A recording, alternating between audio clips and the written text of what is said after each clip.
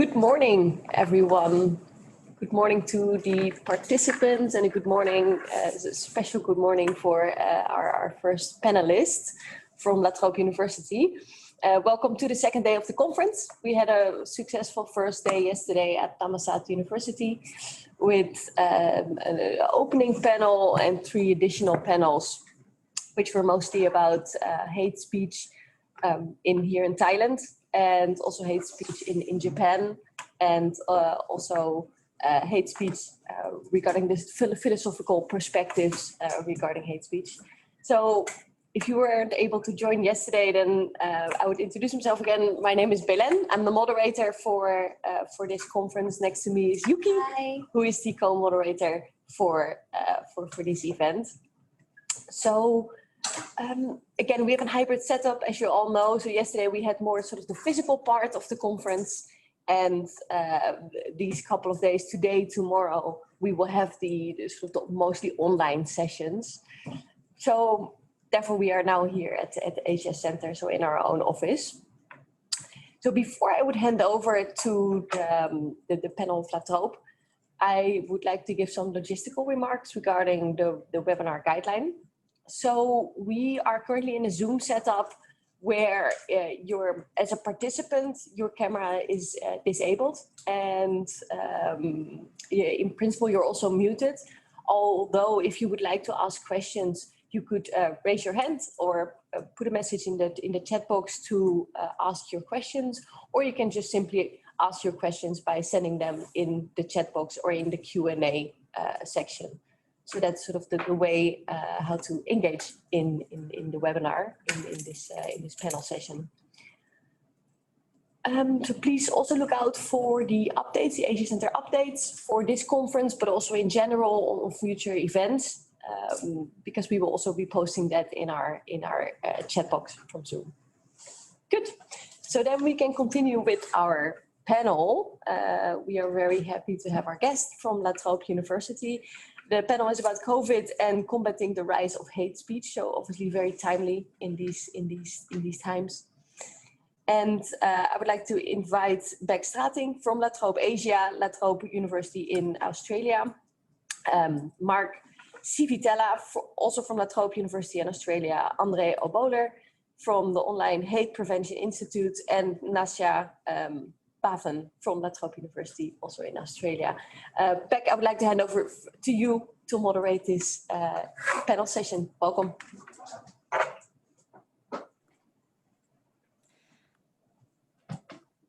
Thank you. It's great to be here. Look, I'm just having a little bit of trouble getting my video started because it's telling me that the host has stopped my video. So if somebody could perhaps let me be seen to the rest of the panel, that would be great. Welcome to all of our participants to COVID and combating the rise of hate speech. My name is Bec Strating. I'm the Executive Director of Trobe Asia.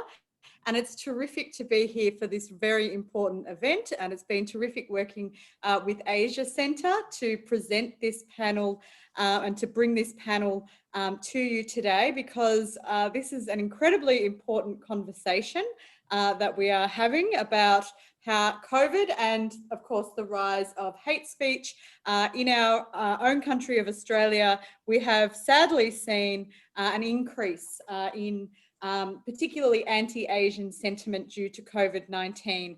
So we look forward to discussing these issues, to outlining some of the problems that have emerged during this period of COVID and what can be done to try to prevent or try to stamp out these instances of online hate speech. So today we have our 3 presenters, and they'll be talking for about 10 to 12 minutes each. And I will tell each of our panelists when they have 1 minute left by using the chat box function.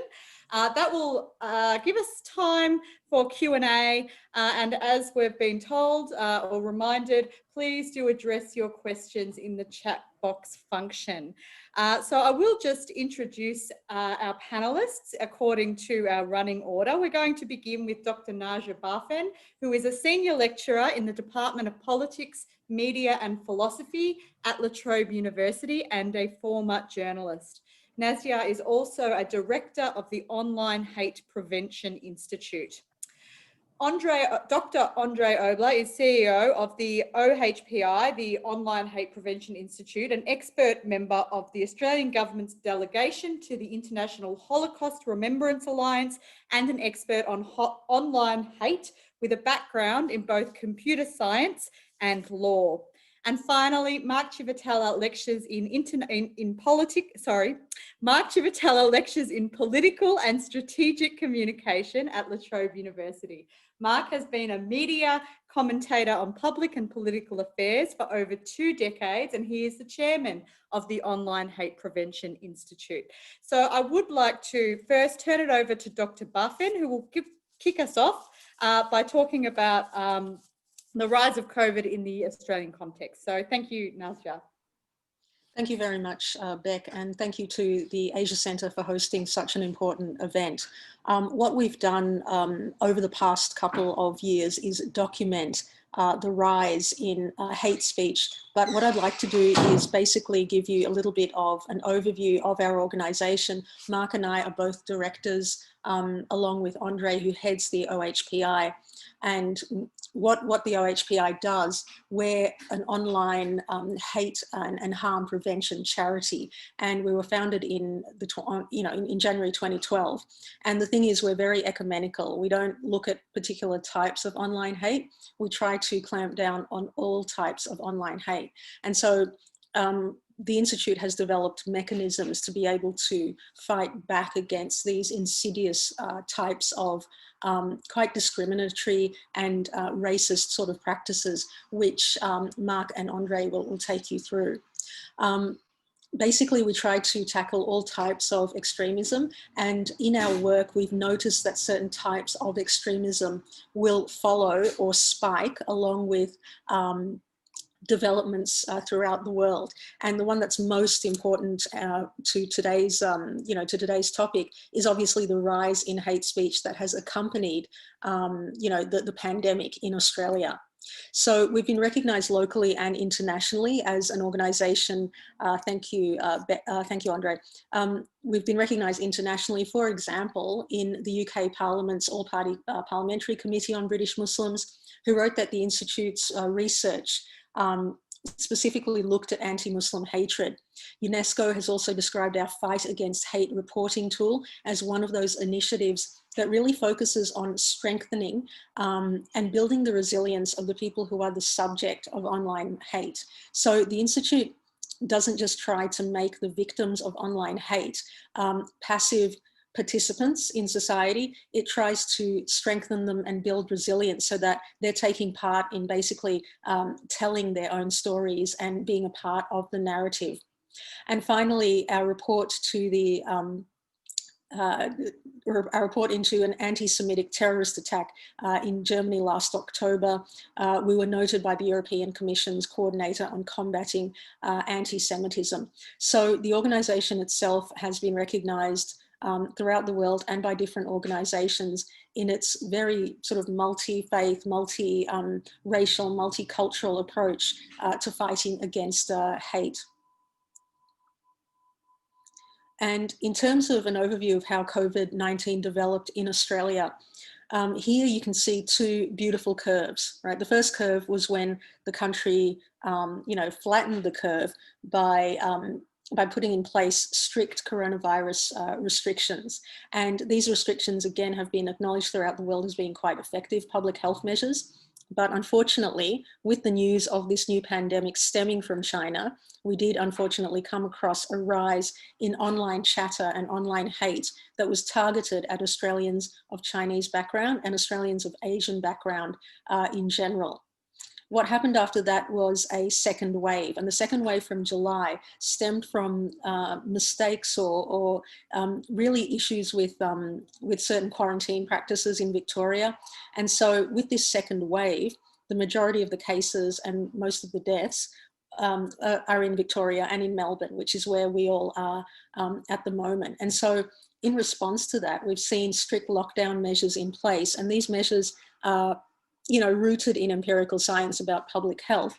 Unfortunately, as we've come to see, a lot of the online, there's a very sort of vocal minority of people who are against these measures. And a lot of that rhetoric is stemming from outside of Victoria, in fact, outside of Australia.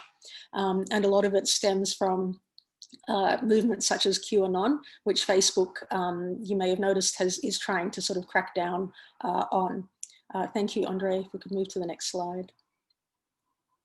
So in responding to COVID-19's impact, Mark, Andre and I have met with the Australian Human Rights Commission, and we've also presented as experts to a Victorian State Parliament inquiry. That inquiry was examining laws in Victoria about anti-vilification, and those laws are administered in a different way according to the state jurisdiction in Australia. And so the Institute began researching the impact of COVID-19 on racism online, so digital hate. And we provided this submission to Parliament on the impact of COVID-19 and how that had played out in terms of the vilification of certain groups, primarily either Asians or Australians of Asian background. Thank you. And so what we did was, it was like a lot of the stuff that Andre does, and like a lot of the stuff that the Institute does, a lot of it is badly underfunded, but it was something that the Institute saw as incredibly important and incredibly urgent, because we could see the number of incidents and the rhetoric against certain groups in Australia begin to rise in accordance with the development of the disease in Australia. And a number of La Trobe University students worked as interns with the Institute, and the Institute actually trained them in what we call digital forensics. And that means documenting and you know, putting together an empirical data set that can be used to combat online hate. And so the result of that was this report, and this report summarised to the Victorian State Parliament discusses all of the work from the campaign. And we actually finished it in mid-June. So what has happened now is that the second wave has taken off, and there's, believe it or not, a lot more work to do because of the an accompanying spike or an increase in online hate, just as that second wave has taken off. And a lot of that stuff we've noticed has had you know, has had similarities with the sort of rhetoric that we're seeing that is quite pro Donald Trump, quite anti, you know, anti-mask. That particular type of rhetoric is sort of in line with the sort of hate that we're seeing rise in online circles in Australia.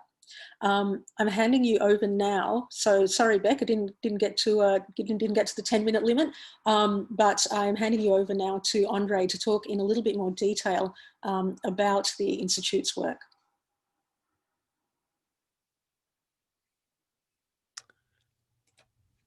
Okay, great. I've got sound and video. I might pinch some of the extra time if we need it, but Bec, if you want it for questions, just let us know.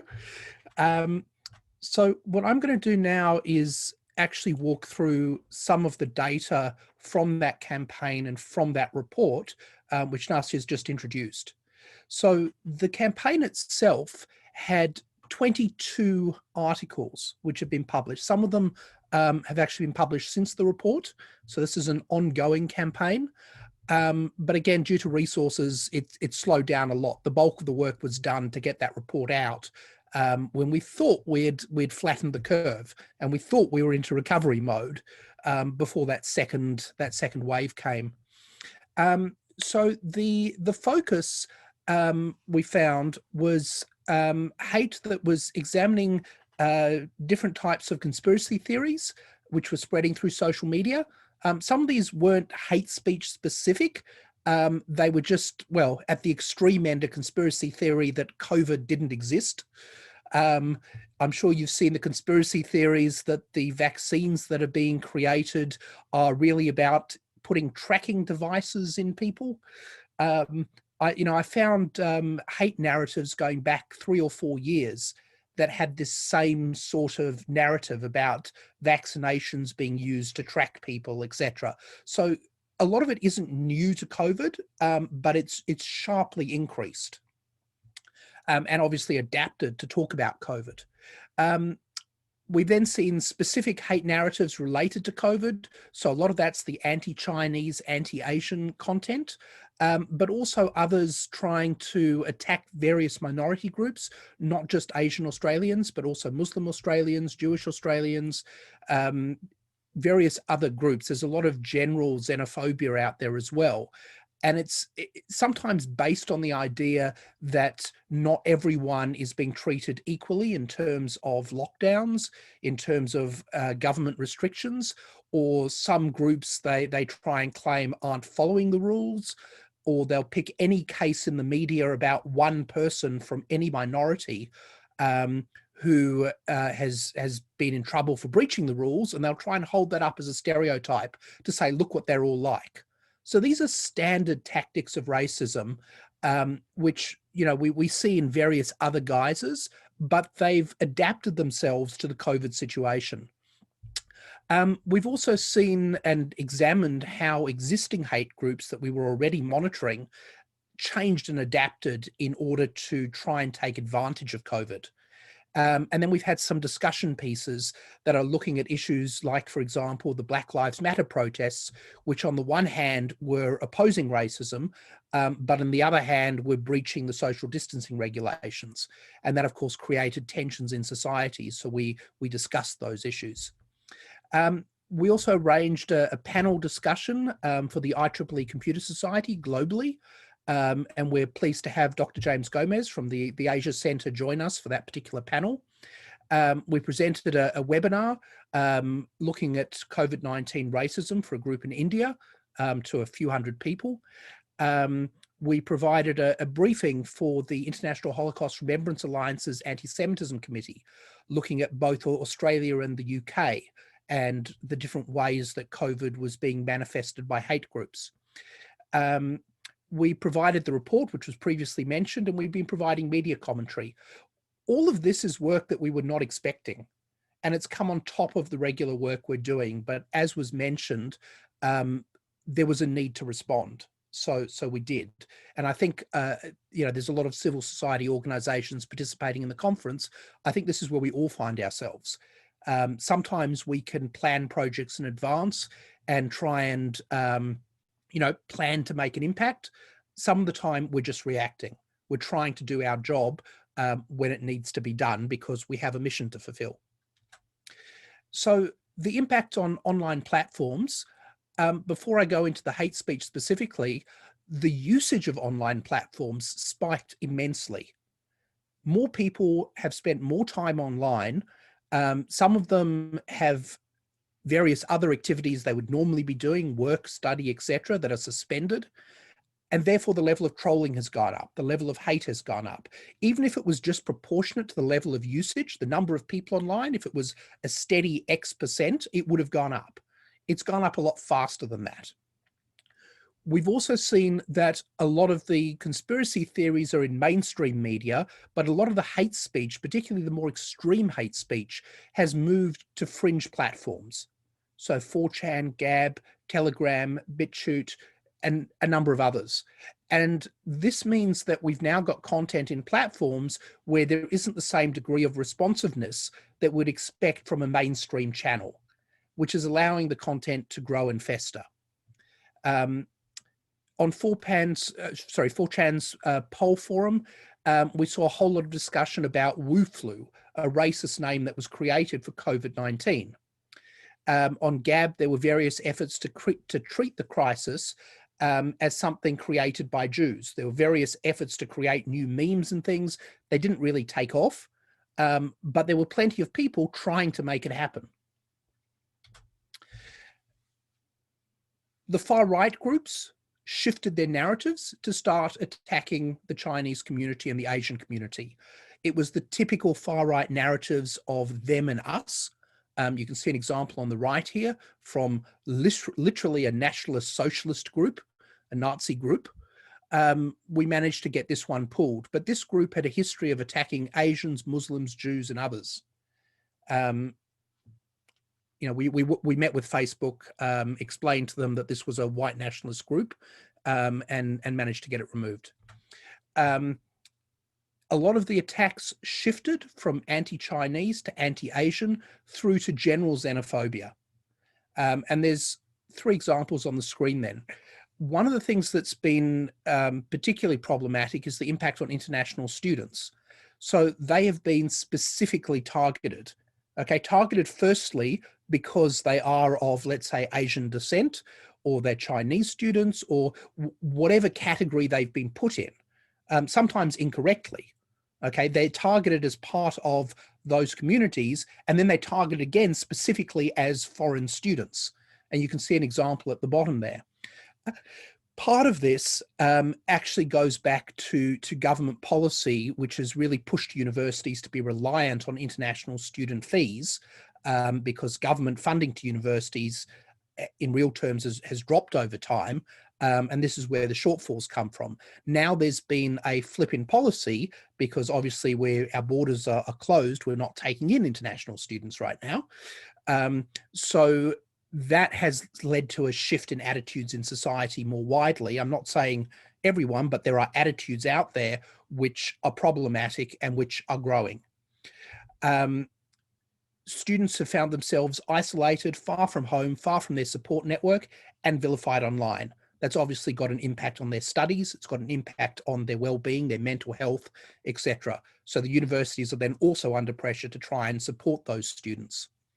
The first image I've shown here is the Westernophobia Register, which is a play on words on the Islamophobia Register, an organisation in Australia tracking Islamophobia. This group's disseminating xenophobic content, conspiracy theories, as well as Islamophobia. So you can see how the actual narrative of anti-racism is being co-opted by racist groups. Anti-Muslim groups have been looking for an angle. We had one example here where a Muslim woman sped away from police when she was pulled over. There was an altercation. She spat at the police officers. But that incident, which has gone through the courts, that incident was then used by these groups in order to generalize and vilify the Muslim community. And it's not just vilification of the Muslim community, even just in relation to this individual, the sorts of comments which then came out would not have occurred if it was, you know, a white, male, atheist, middle-aged man. The noose over there, for example, this is really, it's exacerbating it. So the impact on minority groups, and particularly the Muslim community in this example, is pretty extreme.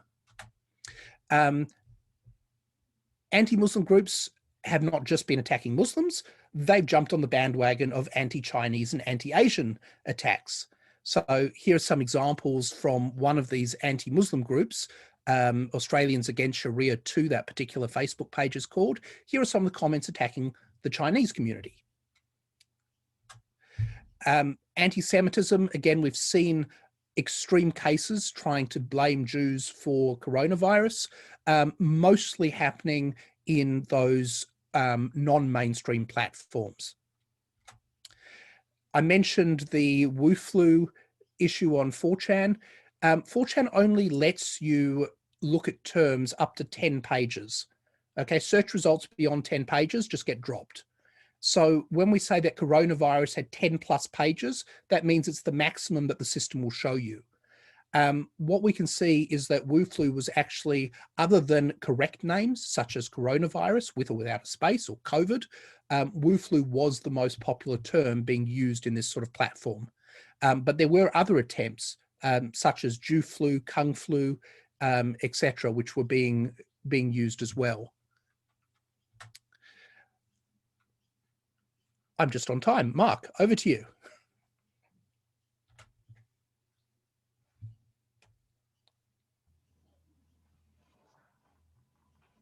See me, Andre? Yes, we can see you and hear you. Go ahead. Oh, good. I can't see anything else. So look, I can't see myself. But look, thank you very much. I suppose what I'll quickly do is just focus on where to from here. Things.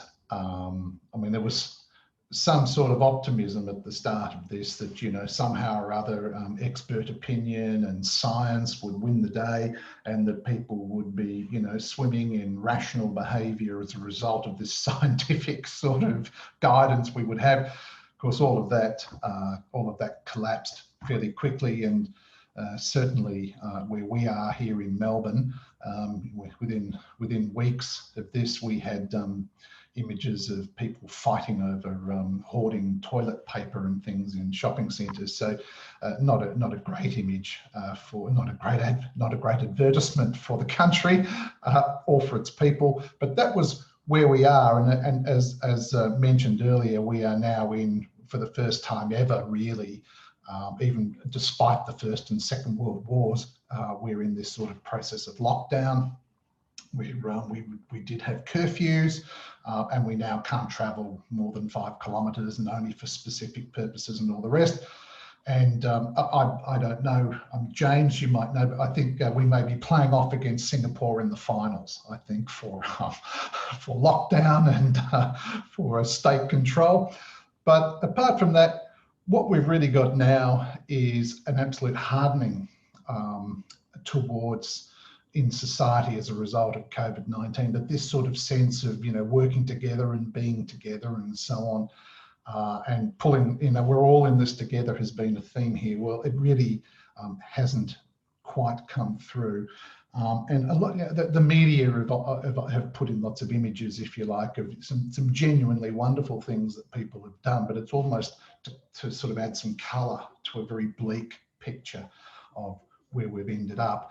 And I think why I raise that is it provides us with this extremely difficult challenge as we go through a recovery, because I think the recovery is going to actually be very long, and it's going to actually compound some of the situations we're currently in. And if you took this as sort of a race between, you know, the good, you know, good civil society and bad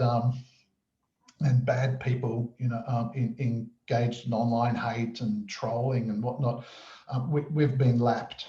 They've certainly taken off and you know, are well ahead in this competition. That there's been a real, although much of civil society campaigning for better, it has basically, we are losing this battle at the moment, and those that are, you know, perpetrating hate are doing particularly well and have found an audience. So that sort of sense we've lost ground. We must see this as something where we have not been as successful as we would have hoped to have been in such a difficult time. And just really following on one of the points Andre made, is there's more resilience in the hate groups now. They've been successful. They've seen how well they've done in this, that when the pressure came on, they weren't condemned, they were embraced by a lot more people. And I think part of the reason they have gone to those other platforms, 4chan and so on, is that in those mainstream platforms like Facebook and so on, I think very often they were recruiting platforms for their cause. And I think the transition to those other more sort of less public, more secure sort of platforms for them is they've done the recruiting. You know, they've loaded up their teams. You know, they're now taking it to another space, into another terrain. And that's actually the frightening element around this. Is I think, you know, that sends a message that they've done particularly well, and they're moving to another stage. They're sort of going more offline with the way they're organising themselves. That is extremely disturbing. And I think what will also happen here, and particularly for organisations like OHPI, is that we've found it very, very difficult to attract government funding, for government to come in and support. Individuals understand this, organisations provide some support, but that sense that the government somehow is going to come in and fund civil society to manage this isn't really, I think, going to be isn't going to be something that is going to be obvious or clear to them. I think we need to have a much broader proposition now about trying to empower and finance, if you like, a broad range of civil society actors to come together and work together to address this growing serious issue, which is, you know, a capacity and an expansion of the capacity of hate speech coming out of, if you like, the COVID era into the recovery stage. And I think there's many reasons, I won't go into the arguments around why government may do this in a particular way, and it may be far more centred around Australia. But I think what we've got to do is realise that the future, you know, is sort of in the hands of organisations, many of whom are attracted to this conference. You know, people that are deeply concerned about the direction that society is heading in and are looking for mechanisms and capacities to address it. The one great capacity OHPI has is its people and the software which can actually go in and detect and find out information and actually provide quantitative data which we can then use to explain to government the imperative for action, or in fact, we have more success to explain to the platforms their need to adjust and modify their settings or behaviours to seek a more cohesive society and a less fostering of extremist behaviour, and to which we have been very successful. But of course, we are constrained by what we can do in terms of the capacity to expand and the funding for that expansion. And I'm sure I'm talking to many other people here that had the same issues with their own organisations. And I think because what we have is we have the same people now in a significant period of distress as a result of the lockdowns and so on. We have some areas, I think in Australia in the last year, there's been a doubling of people that are unemployed. In some parts of, say, our city, Melbourne, the latest data is coming in. There's been 400% increases in certain communities of people that are unemployed. So the focus isn't so much about what's happening online. It's really, and the government, the federal budget came out, it's about getting everyone back to work. You know, somehow we're going to get everyone to work. There's incentives to get people working. They work, they pay tax. We start to repay the welfare costs of having an extra million people unemployed and so on. And I think what that will do is that won't make things better, that financial pressure as we come out of this and basically go into a form of recession for a period of time is going to increase the risk of scapegoating minorities. And that's actually, in a way, not only is the impact of COVID, you know, continuing, but stage 2 of this, the recovery stage, may actually see a further escalation because of, you know, the removal of hope and opportunity and competition for resources and jobs.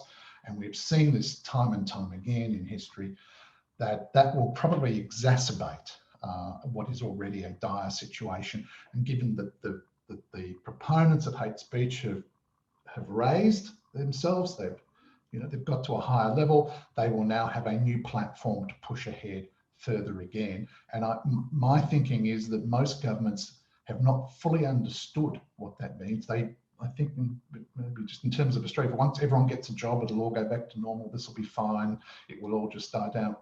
I don't think it will. I think it'll get a lot worse before it gets anywhere near better.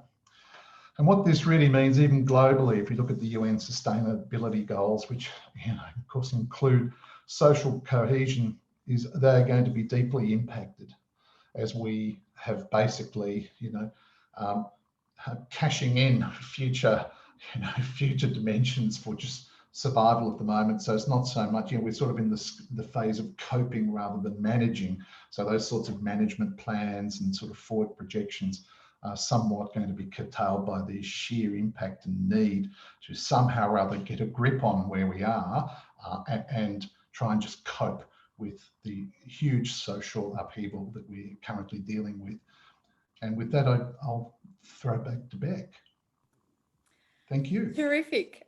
Thank you to our panelists for their opening remarks. I think that we can't emphasize enough, in my view, how important this work that the panelists are doing in detailing online hate speech and providing governments with the data in order to try to tackle this problem. I think that it's remarkable what Mark, Andre and Nasya are doing in this space. So what I might do is I'm going to start with some questions of my own. I will direct one question to each of you, but feel free to answer another question in your response if you like. I might start with Nasya. Just in terms of the Australian context, I'm interested, there is this broader political narrative at the moment within Australia, and not just in Australia, in other states as well, that is responding to the challenges that China's rise is creating in a kind of strategic, geopolitical, geoeconomic sense. And so, you know, there are these strands of anti-CCP, anti-Chinese Communist Party narratives that are floating around in the Australian context, as well as people are thinking about the emerging strategic competition. I'm wondering whether you know, this is playing a part in the rise in particularly anti-Asian sentiments within Australia, and what might be done to try to deal with that issue. And Andre, I think I'm going to ask this question because I have to confess, last night I watched The Social Dilemma on Netflix, and that was all about we need to regulate the social media companies in order to deal with some of these issues.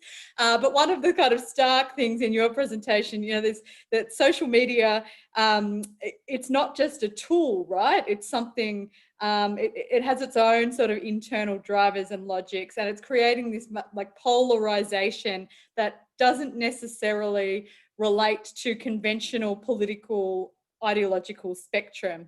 So I wonder about your views on whether governments should be doing more to regulate social media as a way of combating online hate speech. And finally, Mark, to you, one of the interesting parts of this presentation is that you're talking about how civil society is working to provide governments with information to deal with this. But of course, the inquiry was a Victorian state government. It wasn't an Australian federal government. So we have one government here who is looking into this and trying to figure out strategies of dealing with it. But it is a state government, it's not a federal government. And in fact, we could probably argue that the Australian federal government is quite comfortable in turning a blind eye to this stuff, because there's a fair bit of racist dog whistling going on by some of our politicians at a federal level. So I'm wondering whether you can talk about political will, the importance of political will to fund these issues, or to fund civil, even to fund civil society to be able to continue to do the kinds of work that that you're doing, but also you know, creating policies or providing practical resourcing in order to be able to deal with this issue. So three big questions there. I look forward to the audience questions coming through, but we might start with you, Nasya.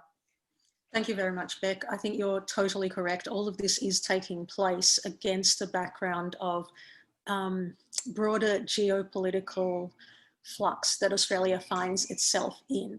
So earlier, you know, a couple of, I shouldn't say a couple, we've had lots and lots and lots of changes in prime ministerial leadership, but back in the Rudd years, we were pivoting towards Asia. And then we pivoted away from Asia, and we looked towards the United States as an important key strategic ally. And now with the rise of China and the linking of China's economy with Australia's economy, we're now left in this weird space where the United States and China is, you know, are at each other's throats. And Australia is forced to rethink that question that no one in Australia has ever reached a satisfactory answer to, and that is, are we a part of Asia or not? So that's the sort of the background that's taking place against this. And we know that recently, you know, research has come out that shows that in terms of both online and legacy media depictions of Australia, that doesn't square with the lived experience of Australians, many of whom come from a diverse background, many of whom have ties to the Asian region, many of whom don't see themselves reflected in public discourse. The danger, of course, and this is why organisations like OHPI have to exist and have to do this work, is that all of that sentiment that takes place online gets into people's heads, and then that hatred then veers into offline hate, and it sees, you know, with the sort of sentiment that Andre pointed to against different sections of society, that comes out in the offline world as well, and that's where the danger is, which is why, as you say, it's I'm flabbergasted that, you know, at a federal level, the Australian government seems to turn a blind eye to that sort of thing. But yeah, you're definitely right. This isn't taking place in a vacuum, so to speak. Thank you, Andre. Okay, thank you, Bec.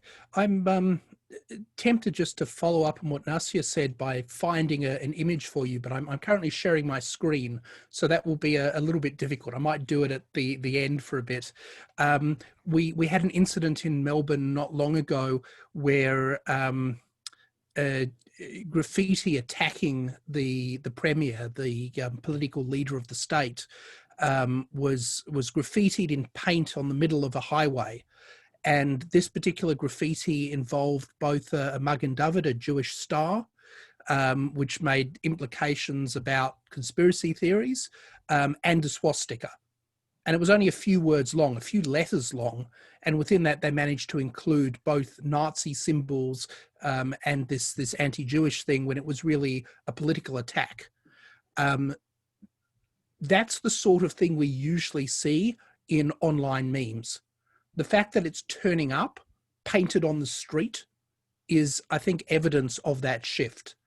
A few months before, in the middle of lockdown, there were swastikas painted onto a golf course.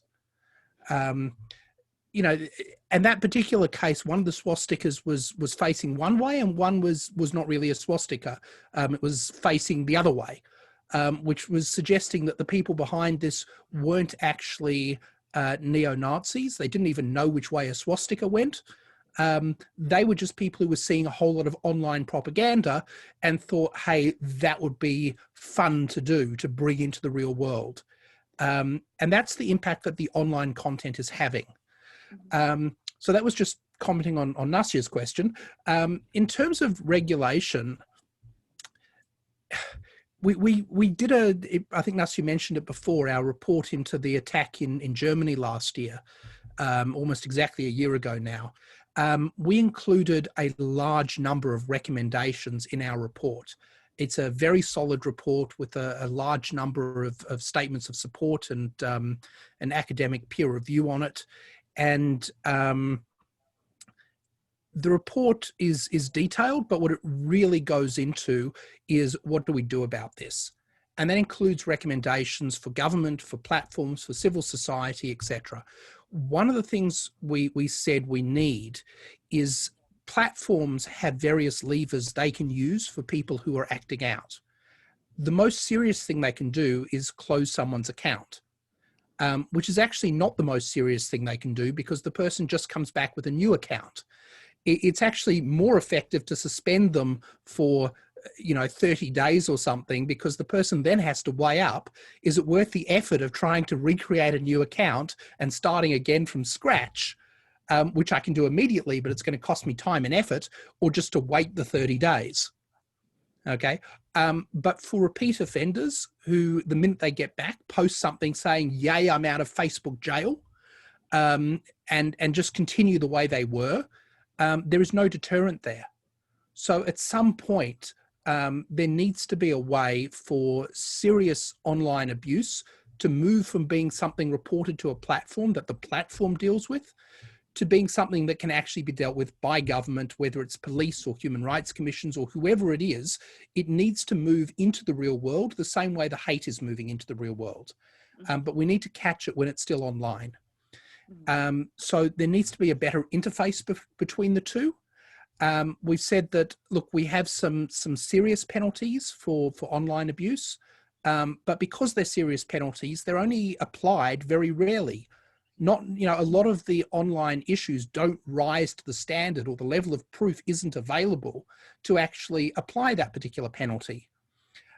So one of the things we've recommended is that government needs to introduce lower level sanctions, fines, for example, where someone, something like a speeding fine, that someone can pay it and it goes away, but maybe it hangs around on their record for a little while. And maybe if they do it too often, regardless of which platform they do it on, if they do it too often, then potentially it can end up in court and go to a more serious level of fine and potentially more serious penalties above that.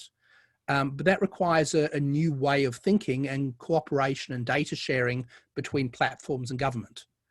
So that's part of it. At the moment, many of the mainstream platforms are more responsive than government.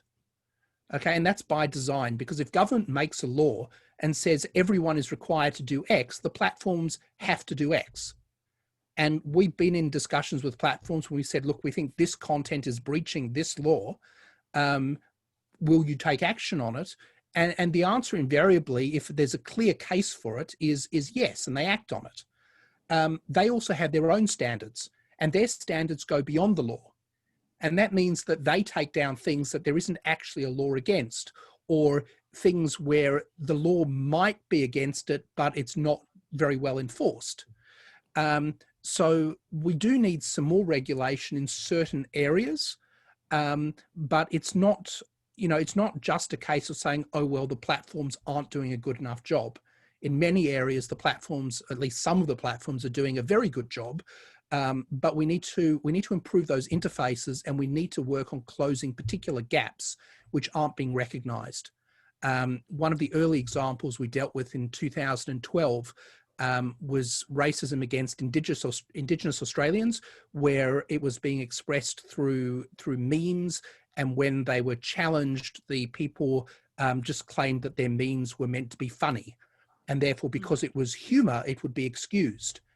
And, we had to have long discussions with the platforms to say there is no exemption for racist jokes. Racist jokes are just racism. It's another form of racism. So sometimes there's cultural differences that need to be understood and need to be worked through. And laws do help. They give a backbone to that. So there are areas we need to close it.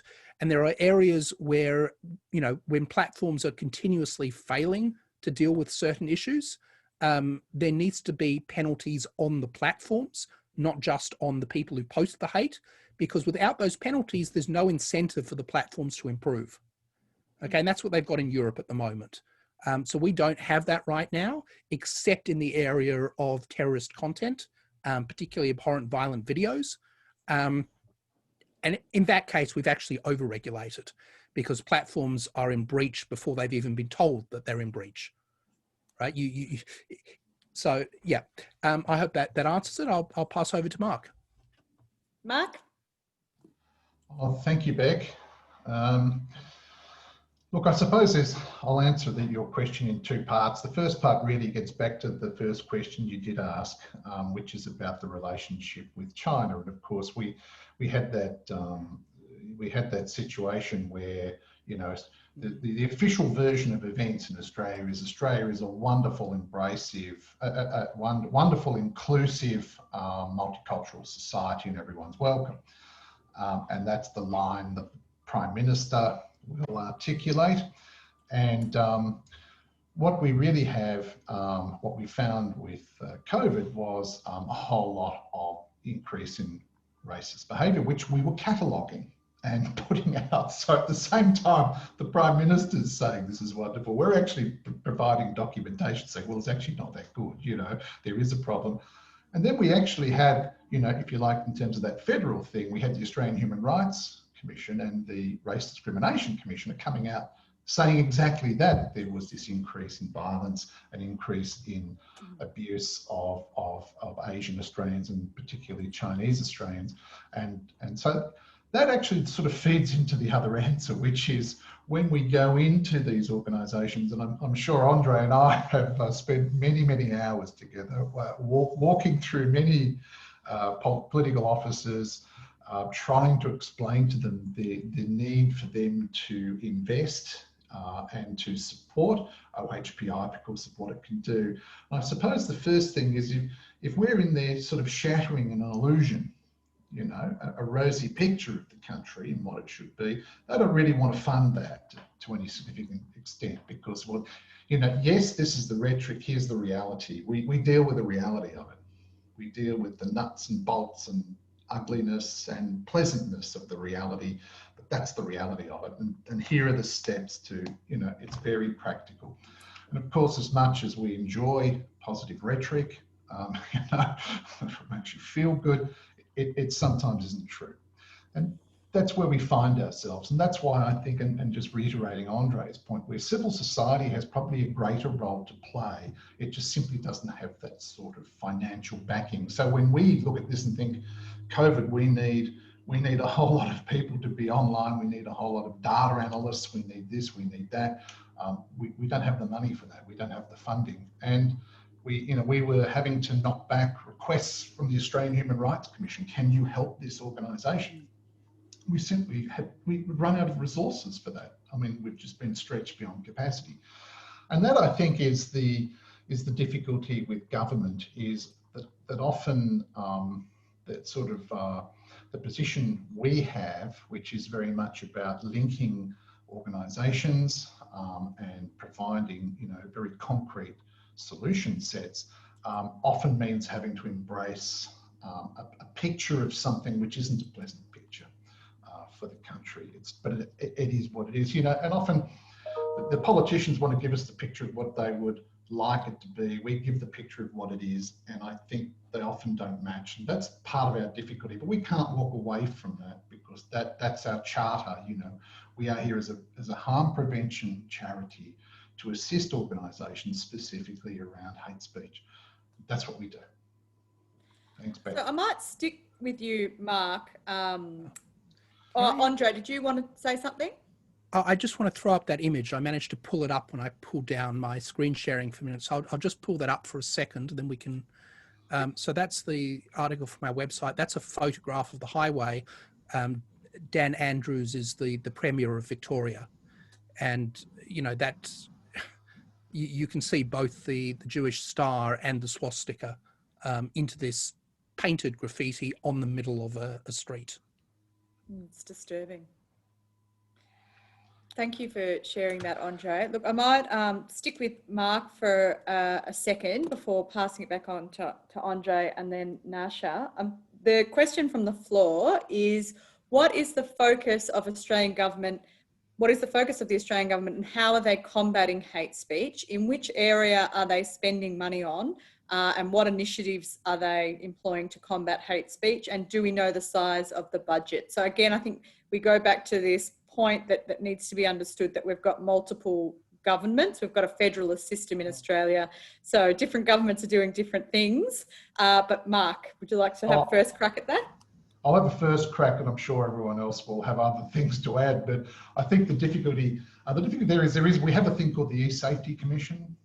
There is an E-Safety Commissioner, and that is meant to be looking at online safety issues. Now that really emerged, or the role of that commission really has come out of child abuse, really. They expanded the remit to include other forms of abuse and so on, online sort of abuse, but they really haven't expanded their understanding or capacity of it. I mean, it's one thing just to throw more money at it and hope it grows and covers this, and it really hasn't.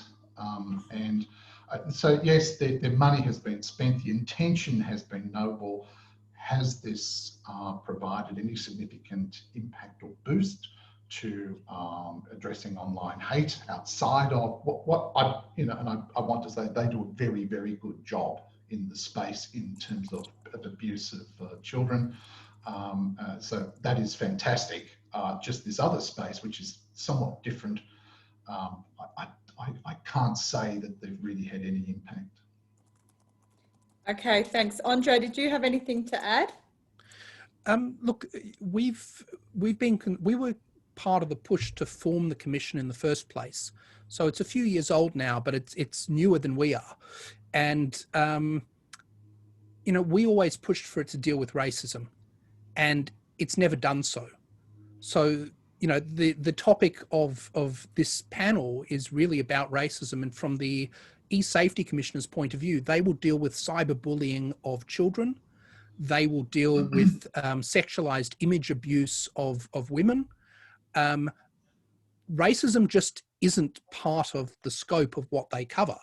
And it's not because there's a conflict with the Race Discrimination Commissioner, which is in a different government commission, the Human Rights Commission. He's more than happy to work with them. They just don't actually seem to have a scope for dealing with this. And the problem is they are the ones with the takedown orders that can actually get content removed from social media. So they are the government agency that has that power. The Human Rights Commission does not have any powers like that. So we have this disconnect between the part of government which can deal with complaints and the part of government that can take action. When we go to the Race Discrimination Commissioner and the Human Rights Commission, yes, we have a Race Discrimination Commissioner and he has a team of staff supporting him.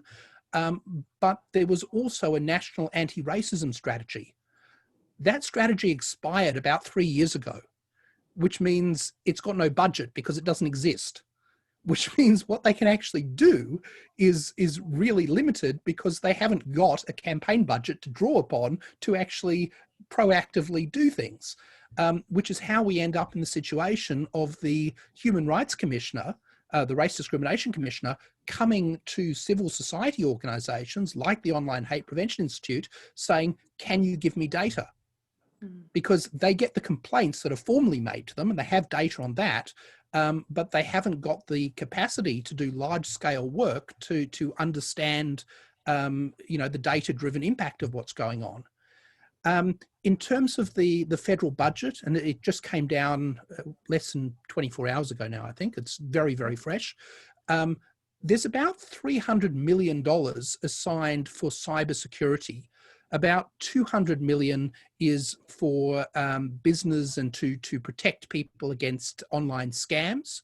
And about 100 million is for defense. These are actually all related issues. But the bit of it that's actually dealing with keeping people safe, not their money safe, but the actual people, that bit isn't there. So again, it's this priority on the economy, on jobs, on business, on national defense. The money that's there, I think it's 100 million roughly going to military type areas, and 200 million that's literally going to the police, the federal police, to deal with financial crime, basically. That doesn't help civil society, help the government or the community. And that's been a long-term problem that we get requests from the police saying they don't have capacity to deal with this, or they can't get the sort of relationships and responses that we can get with the platforms. Can we assist them? But when it comes to paying for it, the people doing the work don't have capacity to assign funds. And the people assigning the funds say, well, we don't need to pay you for that because we're paying the police for it. And the police then just bring it back to us. So there's a disconnect going on there. Okay, Nasya, did you have anything to add to what Mark and Andre have said? No, just very quickly, because in about a minute I do have an appointment with a student, so I'm going to have to leave. I just wanted to point out that every time we have a centre-right government, as we do at the moment in Australia, that particular government has always been not very keen to be seen to be stamping on free speech. And that is one of the reasons why, as Andre says, they act as if racism, and certainly racism online, isn't a thing, because they don't want to be seen as, I guess, as infringing free speech. But I'd like at this point also to thank you all for, and I do apologise, but I do have to leave. But I wish you guys all the best with the rest of the conference, and I'll be tuning into some of the other sessions. Thank you. And thank you for joining us, Nasya. Good luck with your teaching responsibilities. I believe we have another Quick question from our side before you would leave, Stephen. Can we have a picture with the whole Oh, of with course. the panel? Yeah. Should we zoom out? Good. Or just So it's okay if we Really? just Okay, I will count it. Okay, 3, 2, 1. Slide, please. Thank you. Thank you. thank I've you. taken off my headphones. That's right. One time. Bye, Nasya. Thank you. The headphones are very 2020. You're on trend, Andre, don't worry. But we do have, we've got about half an hour to go. So please keep the questions rolling in. We do have one here. Mark, you mentioned that online groups are becoming more resilient and they are basically more successful, or they have been more successful during the pandemic. And I guess you can define success in whatever way you like. But does that require the government to have a significantly different approach in order to cope with, I guess, the increased resilience and success of these groups in propagating particular messages? Oh, Mark, you're on mute. You're on mute. And Andre, I will get you to talk about this after Mark.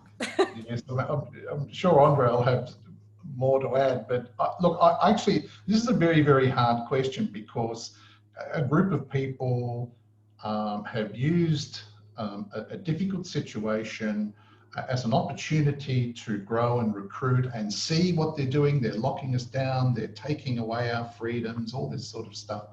And it's all caused by this other group and it's all their fault. And, you know, we're paying the price for these people. And you can see how they've been successful in generating, you know, increased support.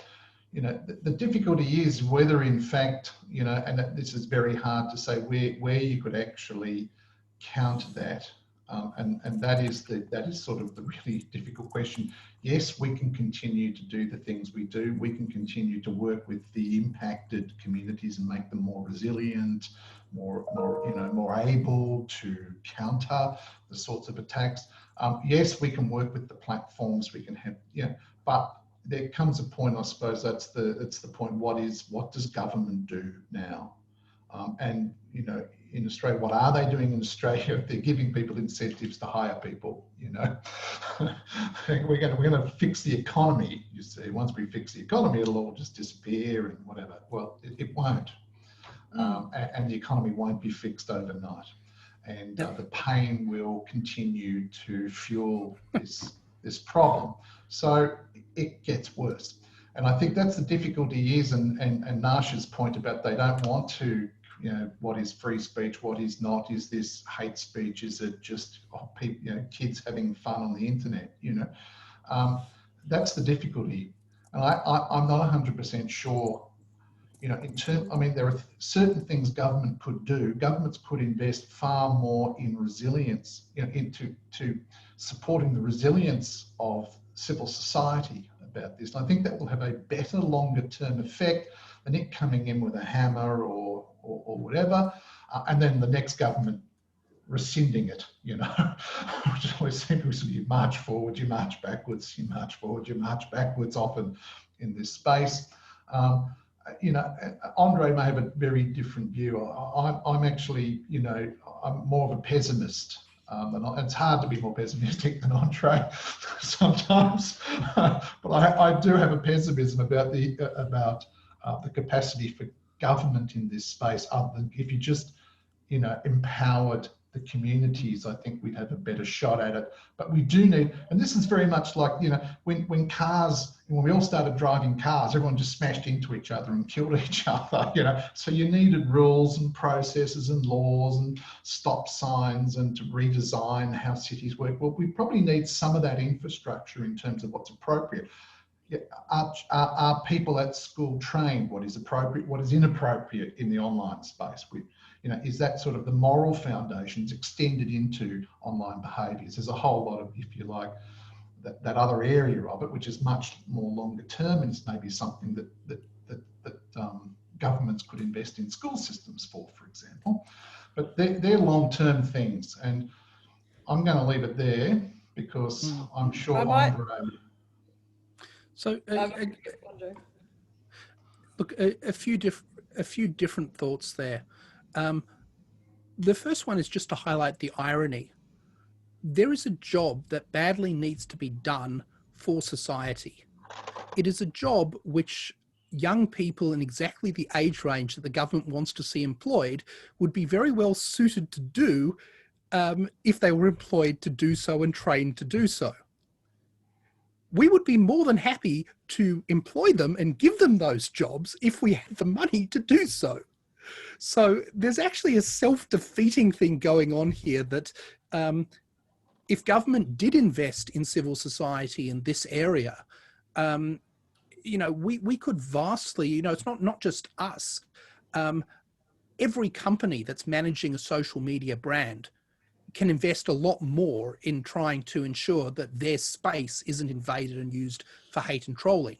Every politician with a social media presence could be employing people that are properly trained to deal with the hate that they are personally getting. There is a lot of work that needs to be done, but this is a new type of work. These are new jobs in a new economy, which we know how to do, but it's not seen as a part of the economy that even exists yet. So this is sort of a digital disruption aspect. Maybe they'll come round, maybe they won't, but the job's going to have to get done at some point. So that's the first issue. The second one, in terms of the resilience of the hate groups, what Mark was really hinting at there was the shift from recruitment online and sharing of ideas, moving to still online, but less public, less mainstream spaces. The difference is that in those less controlled spaces, they can say the things that they avoid saying in the mainstream spaces, which means we're not just talking about the spread of hate, we're talking about the spread of radicalization. We're talking about a pipeline that goes from hate ideas and ends up somewhere like Christchurch. That's the threat we're dealing with. And government's response is to try and crack down on encryption. Their response is to employ more police. They can't cope with monitoring the number of people that are now moving into these platforms. Okay, these platforms are moving closer and closer to being mainstream platforms just in terms of volume, because, you know, the level of racism against one group or another in society is not a tiny, tiny fraction. Right? And even people that aren't there because they want to spread racist content, the more the government starts trying to crack down on things, particularly with the social controls we see with the pandemic, that creates more of an incentive for people to be moving into these less controllable spaces, even if it's just to organize protests against lockdown. So there is an issue here that the groups are technically more resilient, because they're more in control of their own space. They're not subject to being randomly banned by Facebook. They're on platforms where the people that own the platforms, that provide the service, are fully aware of what they're doing, what they're supporting, and have no problem with it. So, you know, this is a big part of the issue. It doesn't matter how good Facebook is at, you know, or YouTube or Twitter, Instagram, etc. It doesn't matter how good those mainstream platforms are at cracking down on the spread of hate and extremism. If the actual spread of hate and extremism is not happening on their platform, it's happening somewhere else. I think, was there another point to another aspect you want me to talk about, or? No, I think we might move on to some of the other questions, if that's okay, Andre. I might stick with you because this is really a question about civil society, and that's, you know, the Online Hate Prevention Institute is obviously an example of a civil society organisation working in this space. But what other groups are working on hate speech related issues in Australia, and is there coordination among them? Right. So that actually does remind me of a point I wanted to raise from what Mark just said as well. Mark spoke about education. There are a lot of groups in civil society that focus on education. And the reason is because that is the one area which government does fund, because that doesn't infringe on anybody's rights. And it's, you know, the argument about educating children is very hard to argue against. So there's no backlash. So there is a lot of effort to put money into online safety and training in schools. There's been some large investment in museums that deal with tolerance and anti-hate. These are all positive things, but they don't address the pointy end of the problem. And you can't say we're doing this, therefore we've solved the problem. Because on the one hand, it doesn't deal with the actual threats. And on the other hand, it doesn't deal with even the students in the school who are deliberately racist, who come from an environment, background, etc., where that's accepted at home. It doesn't matter what you do in the education if the person's not open to it. And the problem we have is this, this sort of education can help with 95% of the population. They're not where the problem is. Yeah. Educating them to recognize hate, to speak up against it, having bystander training, so if you see something, you can take appropriate action. That's all good and that's all important. But it's, it's like having a multicultural commission and not having a police force, right? At some point, you actually need the police force as well. And I was having a discussion recently with another organization saying, they had a panel system set up and they separated the civil society panel from the regulation panel. And I said, actually, civil society is in some cases playing a larger role in regulation than government is, because a lot of it is self-regulation by the platforms, and it's the civil society that are bringing the issues to the platforms and are also educating the platforms when there's gaps in the policies, etc. Government is actually not at the table. So that, we've got to rethink the roles that different organizations have, the power that the platforms have over what happens on their platform. It was a mistake for Facebook, for example, to consider themselves larger than a country and therefore more important and therefore not having to listen to government. And that was their attitude for a long time. That was a mistake. However, we can't say that they're just a business either, right? It's recognized that when we're talking about regulation and the response, the platforms have a seat at the table because no solution can be implemented without them. That recognition hasn't been extended to civil society yet. In terms of coordination, OHPI has a very open policy. So we work regularly with other organizations. Typically, we work with organizations that are experts in a particular form of hate, or who may not be experts in the hate, but they're actually the representative body for the people that are being attacked. So, they may not focus on defending them against hate, but they are the people that community has elected to represent them. So we work with those groups on the issues that impact them, and we bring the online expertise to the table. We also have a certain amount of legal expertise. So we work on public policy work, and we work on that also with other human rights organizations, which are made up of lawyers. Now, in that case, we bring some legal knowledge. They've already got that, but we can have that dialogue. What we then bring is technical knowledge. We also work with technical organizations. I mentioned presenting to the IEEE Computer Society before. That's one of the largest professional bodies, in the world in this space. I think it's about 400,000 professional technology people that are members.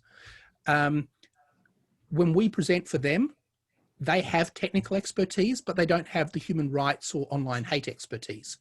So we go to them and we have technical discussions, bringing in the context. So the problem is this is sitting in a space that's intersecting a whole lot of different aspects and skills. And, we try and cover everything. We don't have expertise across everything. We bring in expertise when we need it. But we do have that core expertise of human rights and technology. and, law and regulation.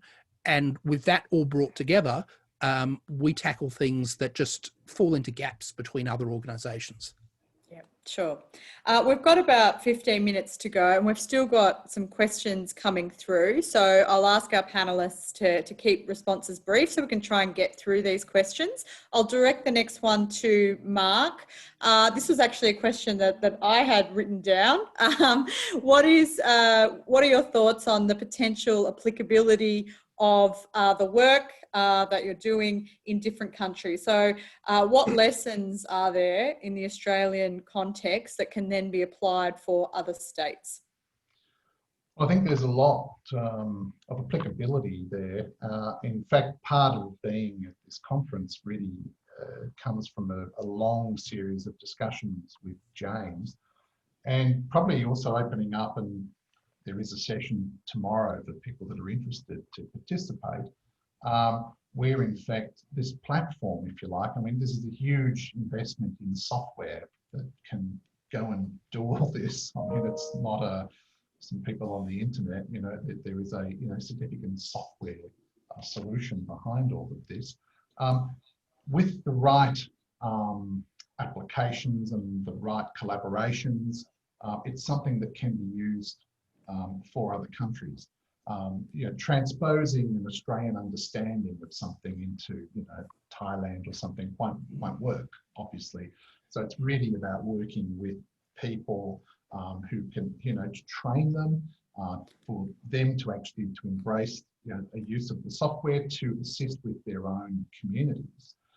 That's really, for us, why we're here and why this has been a long discussion with James about trying to expand the capacity for civil society to act and create better spaces throughout the region. So yeah, that is really, I suppose, the next step for us, is to open this up to other communities and to try and work with them, and for us to impart as much expertise and support as we can, and to hopefully make the world a better place. But I think we're battered and bruised, I think, in the last 6 months, Andre. So we can only do what we can. We're bloody but not bowed, I think. Andre, you might have something to add to that, but the next question is actually for you. So I'll get you to roll it into your next response. To save on time. So the question is, I get the impression that Andre is for a harder legislative approach against hate speech, but how do you, Andre, see the focus on softer approaches? Rather informing civil society and working on increasing digital intelligence? Okay, so I wouldn't say I'm for a harder approach. I'm for a system where where the people that actually have the control have a responsibility.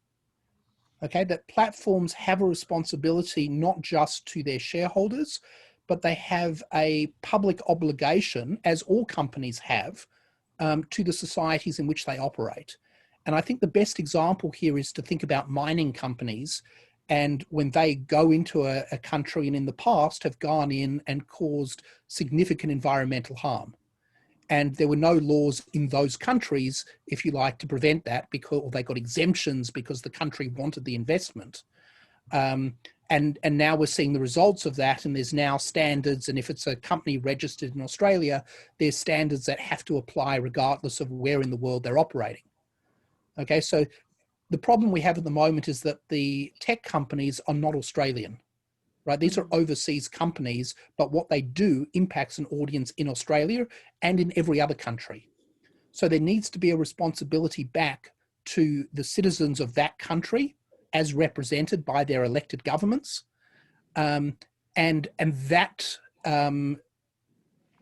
civil society, or that civil contract between the governed and the government and the governed, and those that are operating there but doing so from outside the borders, that's what's broken down, and we need to get that picture realigned.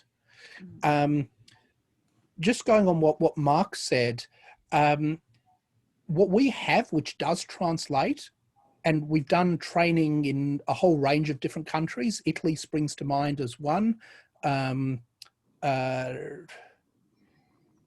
Where's Pompeo from? Anyway, Mike whole lot of Pompeo, no, US.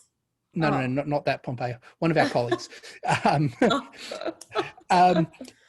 But we've basically been around the world offering training. It's not about the hate speech in the particular country. It's about the methodology. It's about how you approach it, how you monitor it, how you train people, how you run a campaign to gather the data. These are universal lessons. We've applied them across multiple different types of hate.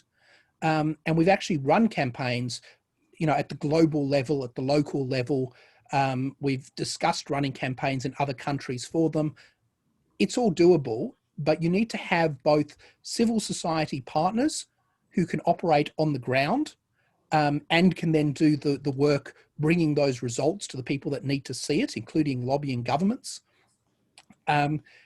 And you also need to have academic involvement, because what's missing at the moment is a whole lot of data.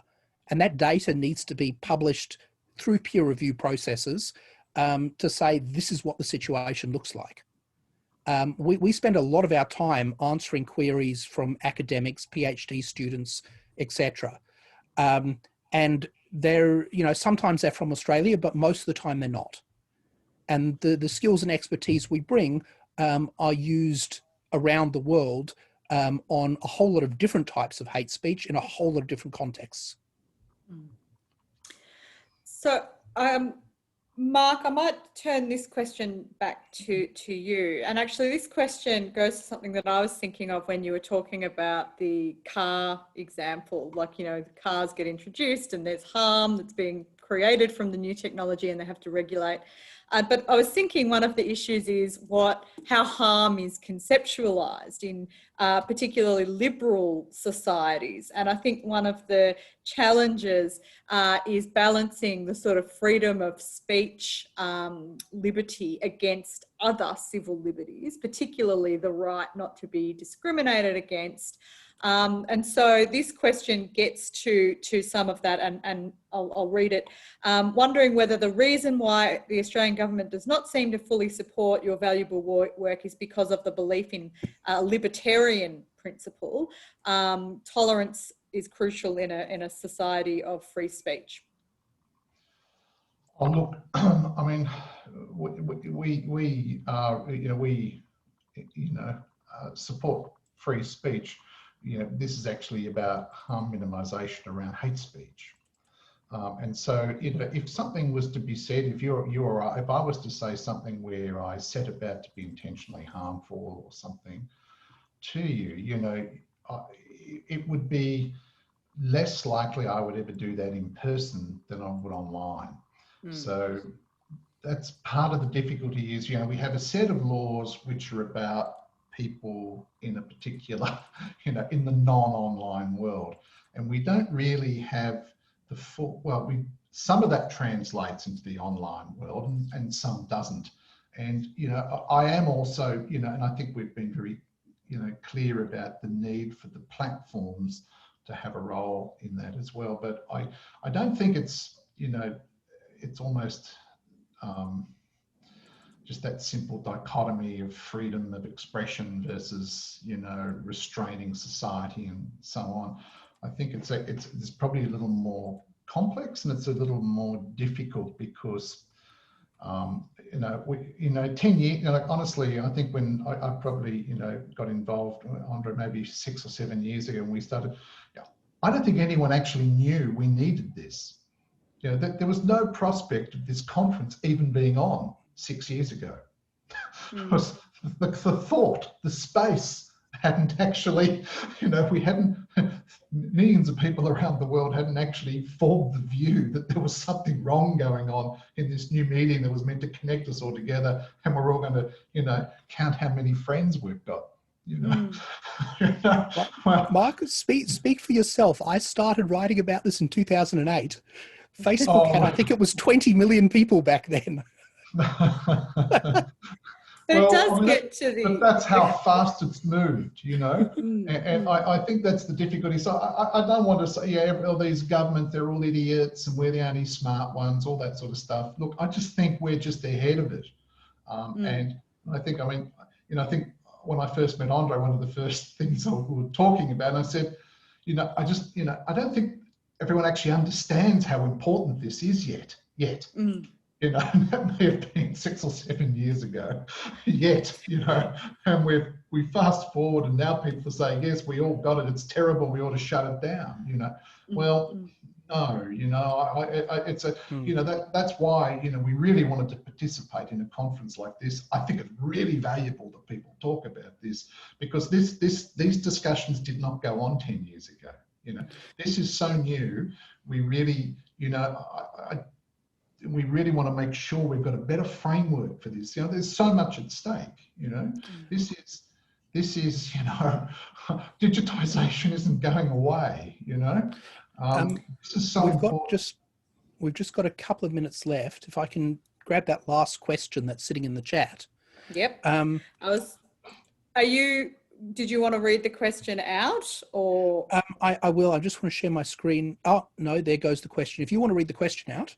I will. So our last question is from a teacher. Nobody ever provides us with specific strategies for tackling hate speech. We'll get advocacy emails, someone talks about it in a meeting, then they walk away. This is a pedagogical issue too, and nobody seems to want to have that conversation. What specific pedagogical strategy should be advocated for? Right. So we've had for some years, a resource book on how to tackle online hate. It started off specifically on anti-Semitism, and then we've been looking at, you know, versions for different types of hate. One of the things it has in it is this, what we call the big picture. And this is about how you respond when you see online hate. So a user sees online hate. The first thing to try is to report it to the social media platform. Okay, that might lead to it being taken down. If it does, that's the end of the story. You don't need to do anything else. Another approach is to report it to our system, at which case, if it's not taken care of by the platform, it goes into reports which then get made available to experts. And the experts have a dialogue with social media platforms to say, why isn't this particular sort of content being addressed? The next step down from that is, if there's still no response, those reports start becoming things which inform government, which can then lead to harder regulation, etc. So this is one picture, and I have, let me stop sharing and I'll share again in a second. I just need to change slides. Here we go.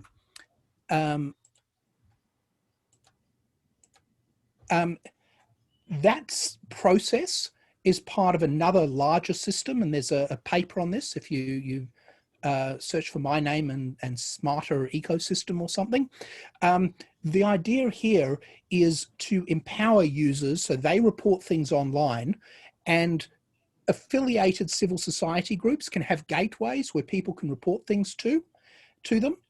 But that data immediately also makes itself available to researchers, to government agencies, to other civil society groups, etc. So in the context of a school, okay, training people so that they can report the content in, but so that, for example, if it's content related to the school can actually access that data.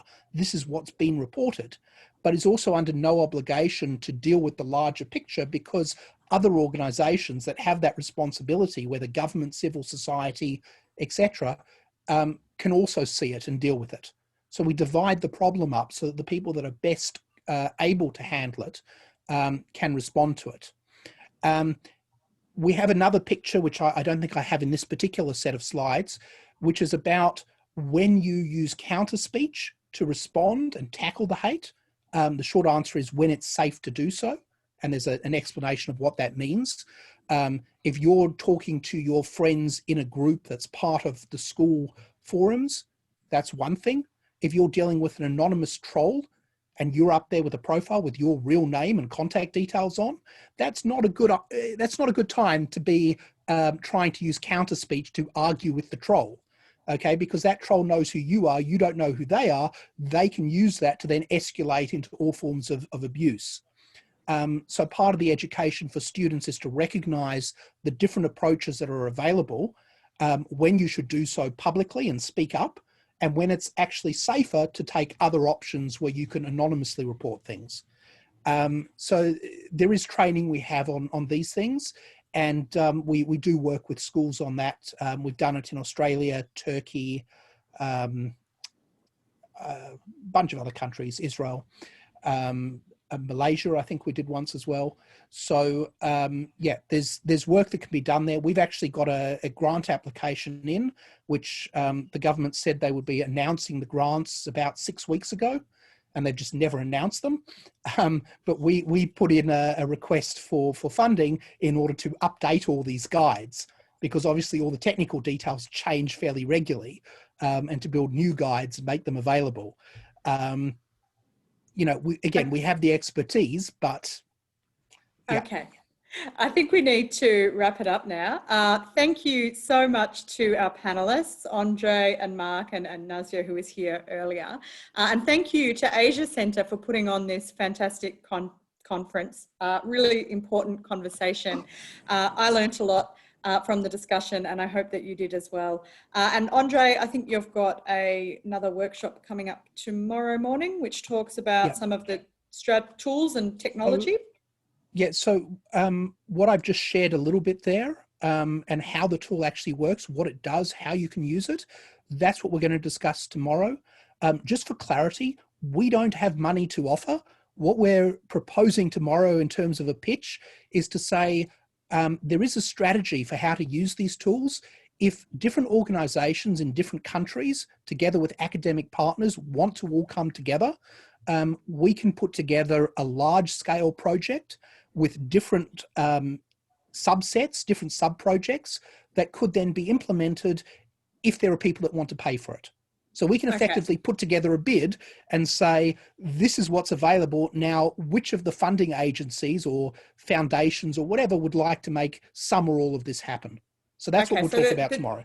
The details are in the chat for that, and I'm sure that you'll all enjoy your break. It's very sad that we weren't able to join you in Bangkok, but thank you again for having us. Thank you so much, Bec, and thank you, Mark. Thank you, Andre. Very interesting session where we talked about COVID and the rise of hate speech, and it turned out also to be a discussion very much about how do we cope with it and what should the government do, and how should we deal with issues. So very interesting. Thank you so much.